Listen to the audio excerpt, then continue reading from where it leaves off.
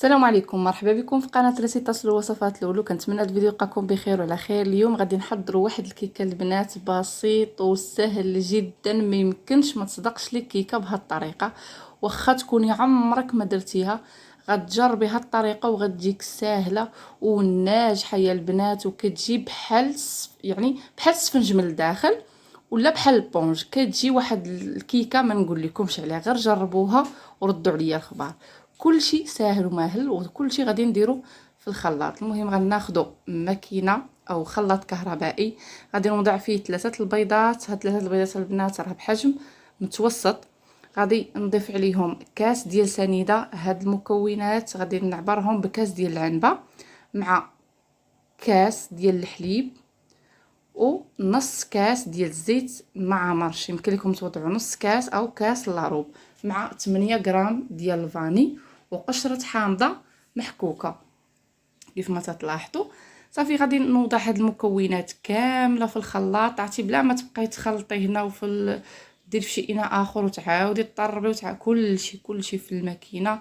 طحني عرفتي البنات كي كتجي راها رائعه رائعه رائعه، بالخصوص البنات اللي ما عزليهمش الروينه وما مسالينش. هاد الطريقه سهله. صافي كنديروا كلشي في الخلاط، كنطحنوه جيدا حتى كيولي كيف ما هاد الشكل، اللون ديالو ابيض. وغادي ندوزو دابا النواشف اللي غادي نزيدو 2 معالق ديال النشا، حتى 3 المعالق، 2 معالق حتى 3 المعالق مع النشا. البنات اشنو هو الدور ديالو؟ كيعطي للكيك واحد الخفه، تيجي خفيف وكيساعد بانه باش كيجينا منفوخ وزوين. صافي كنزيد 2 معالق ديال الكاكاو. هاد 2 معالق اللي قلت لكم ديال النشا وديال الكاكاو يكونوا ممتلئين جيدا، يعني يكونوا عامرين، مع 15 غرام ديال الخميره ديال الحلوى. كيف ما تلاحظوا عندي فيها انايا هنا 15 غرام. بنات اللي في المغرب يديروا 2 خمارات. صافي الدقيق هنايا عندي 200 غرام. الدقيق راه كيبقى حسب النوعيه ديالو. صافي غادي نبدا هنا الدقيق البنات غادي تضيفوه على 3 المراحل حتى على 2 على حسب النوع ديال الماكينه اللي عندك، واش كطحن مزيان واش ما كطحنش. المهم على حساب غتبقاي تزيدي بشويه. غنخلط دابا بالمعلقه ونزيد تدريجيا نطحن عاوتاني ونعاود نزيد. صافي كنطحن كلشي في الماكينه، ما كان كيف ما نقولوا ما كنوسخوش الماء. كلشي ديريه في الميكسور وتهناي. هانتي كيف ما لاحظتي كنبقى نخلط المكونات مع بعضها بحال هكا. صافي وكنطحن، انا غنطحن قدامكم. غنبقى نزيد دقيق تدريجيا حتى كنحصل على الخليط ديال الكيك. خليط ديال الكيك البنات ما يكون جاري ما يكون خاتر بزاف، كيكون بين وبين في القياس باش كتجي كيكه ديالكم رائعه. الا كان جاري راه كيكه ديالكم غادا كي تخرجوا من الفران غادا تفش، ما غتبقاش منفوخه. هنا المول ديالي هو هذا، كنكون دهنته بالزبده ورشيته بالدقيق. ها هو الخليط البنات كيف ما تلاحظوا. الفران كنقول لكم راه كديره يسخن من قبل. انا هنا الفران دايره غير الغازي ماشي الكهربائي. النار تكون مهيله، خليوه حتى يسخن مزيان، شعلوه على جهدو وخليوه حتى كيسخن جيدا. غير عاد نقصوا البوطه، عرفتي بحال الشمعه ولا قل كاع هكاك. خلوا النار مهيله وديروا ليها 40 حتى 45 دقيقه. عاد دخلوها الفرن. هنا كنخبطوها 2 حتى 3 المرات على سطح العمل وندخلوها للفرن. هنا البنات هذا هو الشكل ديالها من بعد ما خرجتها من الفران. كيف ما تلاحظوا راه شفتوا السمك ديال الخليط شحال كان وشحال يعني ارتفع. الصراحه البنات رائعه هاد الكيكه، كتجي ما نقول لكمش عليها. النصيحه اللي غنعطيكم ان الفران ملي تبغوا تخرجوا الكيك حلوا الفران وخليوه فيه واحد 5 دقائق، ما تلحقوش وتخرجوها هذيك الساعه، لا، حلوا الفران وطفيوه وخليه واحد 5 دقائق عاد خرجوها باش ما تتهبطش. هانتوما الشكل ديالها راه ساهله ما كتلتصق ما حتى حاجه، دابا كنزولوها من المول. هانتوما الشكل ديالها راه كتجي اسفنجيه خفيفه، عرفتي راه تاكلي 4 القطع 5 راه ما تتحسيش بها كاع. واش يعني ساهله كتجي رطبه بواحد الطريقه ما نقول لكم. الصراحه انا عجباتني بزاف هاد الطريقه. كنت جربتها، كنت واحد النهار مزروبه باغا ندير لوليداتي كيكه، كان عندي شي شغل.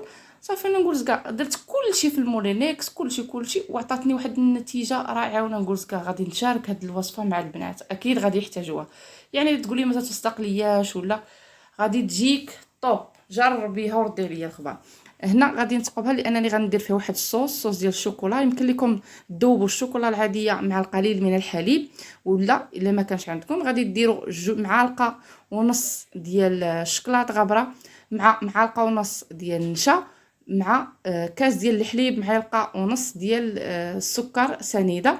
غادي تخلطوهم على البارد وتحطوهم فوق البوطه مع التحريك حتى كيوجد لينا كيعقد لينا الخليط، مع نص معلقه ديال الزيت ولا شويه ديال الزبده. صافي كتخلطوا وتحطوه، وها هو كيف ما تلاحظوا هذا هو الصوص باش غادي نسقي. كيجي خطير حتى هوايه الصراحه، رائعه رائعه. كتجي واحد كيكه اللي ما نقول لكمش البنات. المهم حبيباتي اللي جربتها وعجبتها الوصفه تخلي لي واحد لايك وتقول لي راه جربتها ونجحت معايا. وما تخافيش منها، ما تخافيش من كي كتقولي ما تصدقش، وديري كلشي في الخلاط طربي وحطيها واجي ردي عليا الخبار. تزيين حبيباتي على حسب الرغبه ديالكم. انا خديت هنا البسكوي حكيته كيف ما تلاحظوا في الحكاكه والماكينه، وانا حطيته من الفوق وشوفوا كيفاش تجي. يا سلام واحد الروعه. والمكونات ديالها عاديه، ماشي جبنا شي حاجه كثيره باش نديروها فيها باش تعطينا هذا الشكل. مكونات بسيطه ولا الشكل ولا المذاق ما نقول لكمش عليها. غتقولي شكرتي لينا بزاف هاد الكيكه، ولكن راه فعلا لذه في البساطه ديالها. انا غنقطع واحد القطعه وغادي تشوفوا كيفاش جات. راه من الداخل اش نقول لكم، راه بحال البونج يعني حتى الشكل ديالو. شوفوا هانتوما غتشوفوا راه روعه روعه روعه صراحه. غير جربوها وردوا عليا الخبار. هذا هو الشكل النهائي. نتمنى هاد الوصفه تنال اعجابكم.